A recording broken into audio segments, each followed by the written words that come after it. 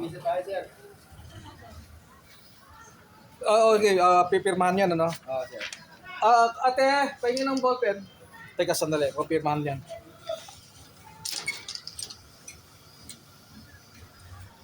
So, bilang ko nga ulit. 10, 20, 30, 40, 41, 42, 43, 44, 45, 46, 47, 48, 49.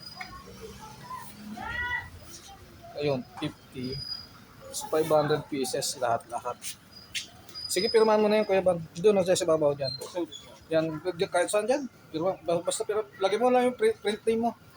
Print name mo pagkatapos pangalan mo, pirma. Tsaka petsa.